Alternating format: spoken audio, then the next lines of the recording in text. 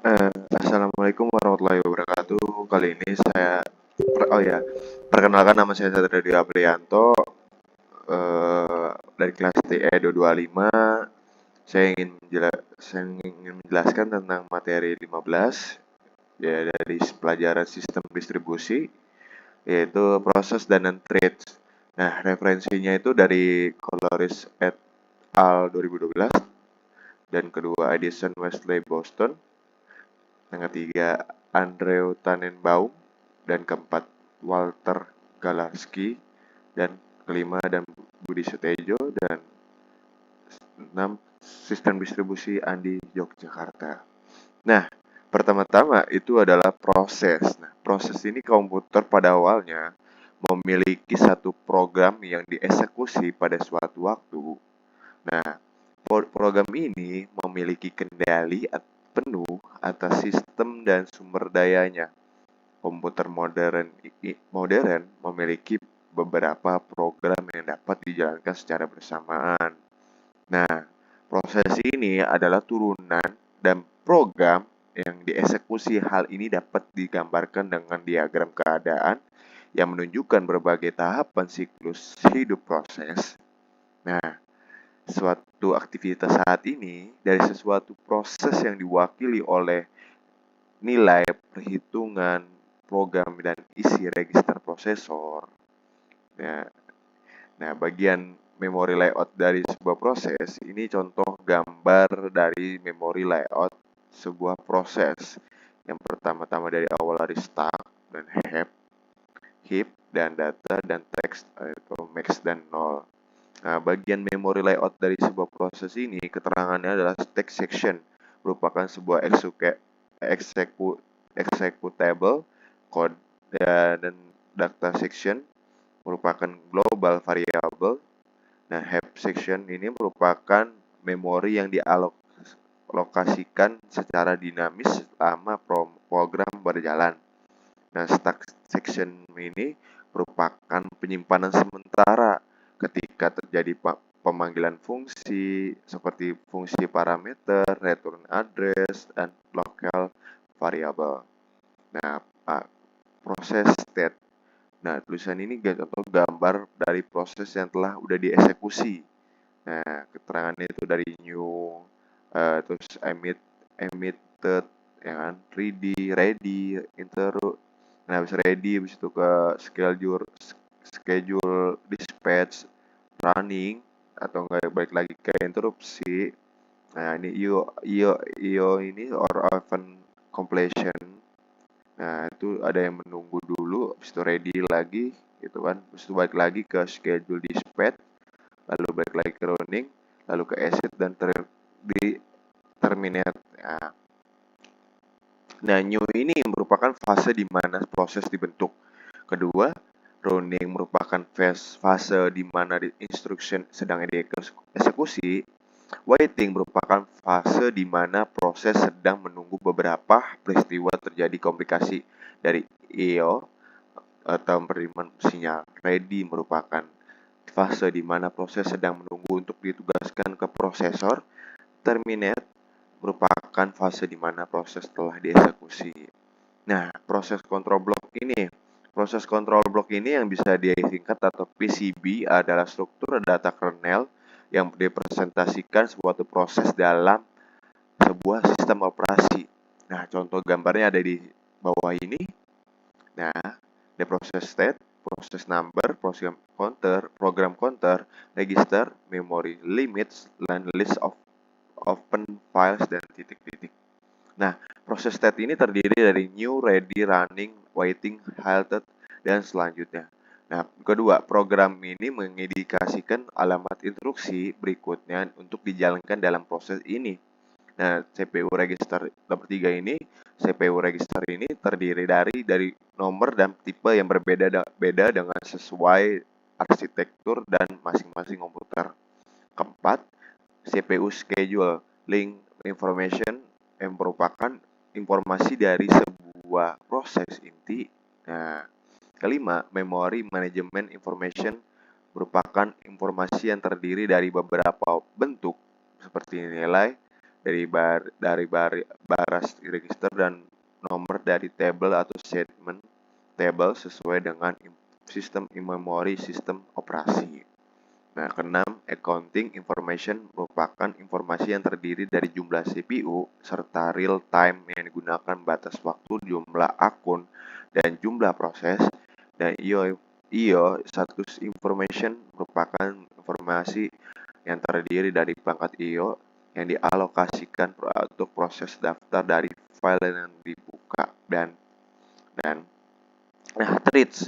Konsep ini proses yang telah digunakan untuk menggambarkan program yang melakukan thread dari kontrol. Misalnya ketika word processor yang sedang berjalan, sebuah thread dari instruksi bertanggung jawab untuk menjalankan seluruh proses. Nah, thread ini adalah unit pemanfaatan CPU yang terdiri dari berbagai komponen. Ini berkoordinasi dengan threads dan sumber daya lainnya dari proses yang sama. Nah, single thread proses ini dan multi-thread proses. Nah, gambar-gambar ini contoh-contohnya, ya kan?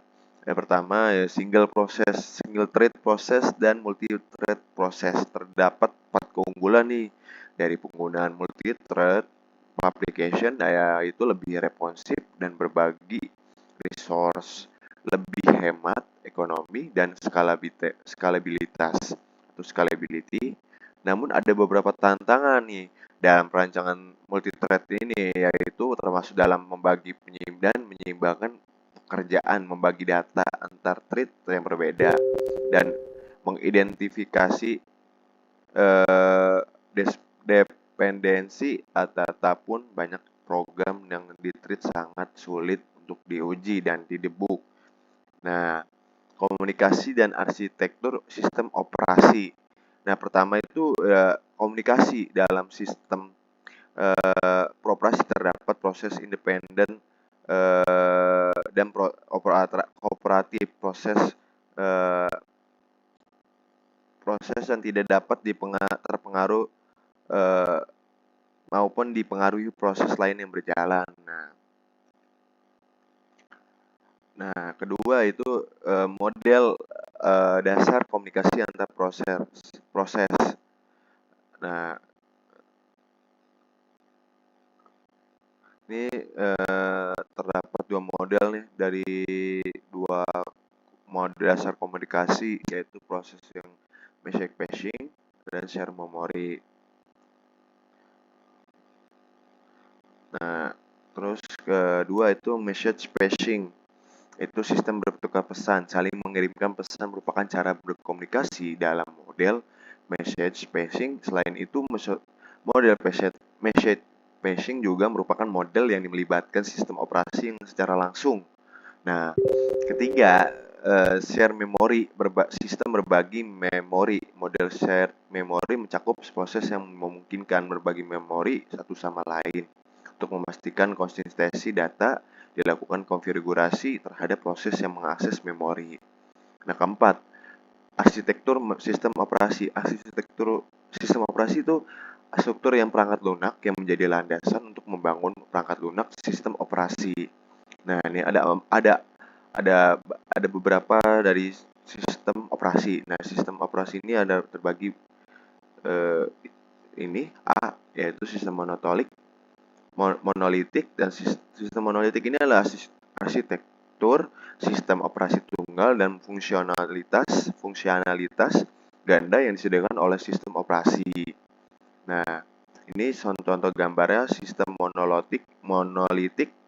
Ya, kedua ini komunikasi dan arsitektur ini, sistem operasi ini adalah melakukan thread di kernel. Kedua, ini beralih dari mode pengguna untuk melihat dan mentransfer kontrol ke sistem operasi.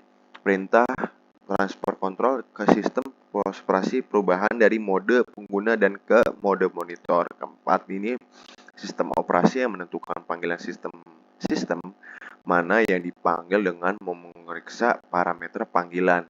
Yang kelima, referensi sistem operasi yang ke tabel berisi posisi K menunjukkan panggilan sistem K kontrol. Keenam, ketika panggilan sistem menyelesaikan pekerjaan, yang kontrol dikembalikan ke program. Nah, DB sistem berlapis. Nah, pada sistem berlapis ini, setiap fungsi itu yang dibulatkan untuk menggunakan pendekatan top and down di dekomposisi menjadi komponen deterministik ya gitu. Nah, ketiga ini ke B ini sistem berlapis, contoh gambarnya yang ada di sini. Nah, sistem berlapis ini keuntungannya banyak. Nggak banyak sih, canda. Keuntungan ini adalah sistem berlapis ini adalah sistem modul dan setiap hierarki dapat dirancang dan diuji secara mandiri. Sehingga jika terjadi kesalahan, dapat dengan mudah diubah. Nah, C. Sistem mesin virtual. Nah, sistem mesin virtual itu apa sih? Sistem virtual itu menyediakan yang sama dengan hardware yang ada gitu. Ya, sistem ini menciptakan ilusi dan virtualisasi terhadap banyak proses dengan proses virtual menjalankan prosesor sendiri dan memori virtualnya sendiri. Nah, ini contoh gambar sistem mesin virtual. Nah, mesin virtual itu ada kelebihan dan kekurangan. Nah, itu melindungi sumber daya sistem sampai setiap mesin virtual diisolasi dari mesin virtual lainnya. Dua sistem ini cocok untuk penelitian dan pengembangan sistem operasi. Ketiga, dengan sistem mesin virtual sangat sulit untuk permintaan yang tepat dan merealisasikan pada mesin. Nah, D. Sistem client server. Nah, sistem client server ini mengubah fungsi-fungsi yang terdapat dalam sistem operasi menjadi user proses. Nah, ini contoh gambarnya yang ada dari sistem client server. Nah, sistem berorientasi objek. Dalam sistem berorientasi objek, setiap layanan diterapkan sebagai kumpulan objek dan setiap objek diberi tipe dan definisikan atribut objek seperti prosesor, directory, dan file. Nah, cukup sekian dari penjelasan dari saya. Wabillahi kurangnya mohon maaf. Ya, wabillahi taufiq walhidayah. Wassalamualaikum warahmatullahi wabarakatuh. Terima kasih.